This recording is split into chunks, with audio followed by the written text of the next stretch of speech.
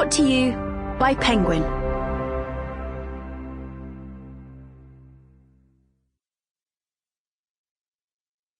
The Myth of American Idealism by Nathan J. Robinson and Noam Chomsky.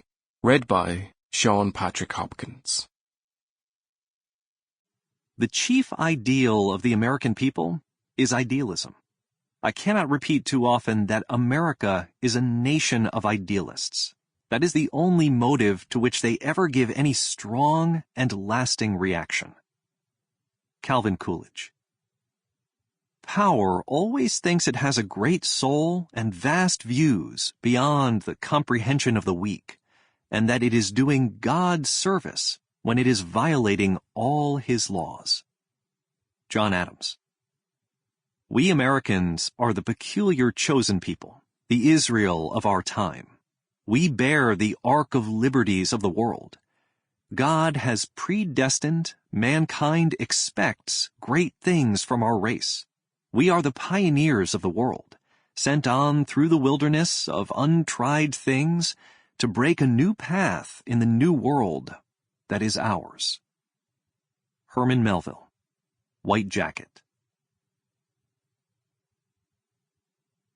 Preface by Nathan J. Robinson.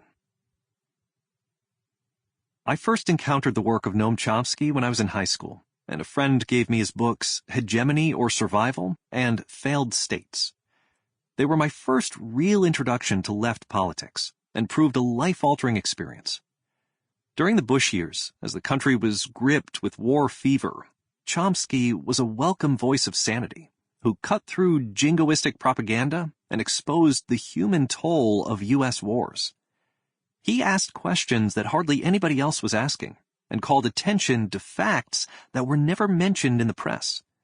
From reading Chomsky, I learned to question conventional wisdom and to forensically analyze both government documents and the mainstream media.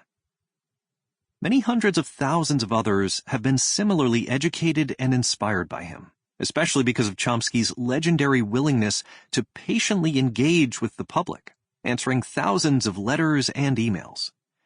He has changed the lives of so many who have encountered his written work, heard his talks, or interacted with him. Countless people have an anecdote about the time they emailed Noam Chomsky with a question or a request for advice and were surprised to receive a long, personal reply. That's how I, too, got to know him.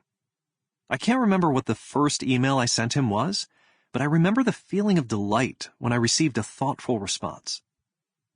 In 2015, I founded a left magazine, Current Affairs, that provided an outlet for the kind of humanistic, libertarian, socialist worldview that Chomsky represented. I was thrilled when he became one of our early subscribers.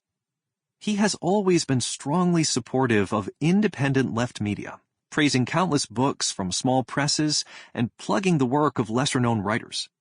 He boosted our work by giving us public endorsements and circulating current affairs articles to his correspondents.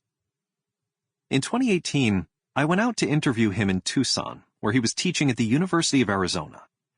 After the interview, he drove me across the campus, and I was struck by how much time he had to spend hunting for parking. It was surreal to watch someone with a mind that has been compared to that of Plato and Marx, preoccupied by the search for a parking space. In 2022, another interview we did attracted a lot of attention after Chomsky suggested that the United States bore a high level of responsibility for the war in Ukraine. Well into his 90s, he had not lost the power to provoke strong reactions with his sharp dissent from foreign policy orthodoxy. I have always wished that some of Chomsky's ideas could be presented more systematically in a single volume. In 2022, I asked him if we could collaborate on a book. I explained to him that I would like to compile some of his most useful observations on how U.S. power is wielded around the world and how our country's violence is obscured through self-aggrandizing mythology.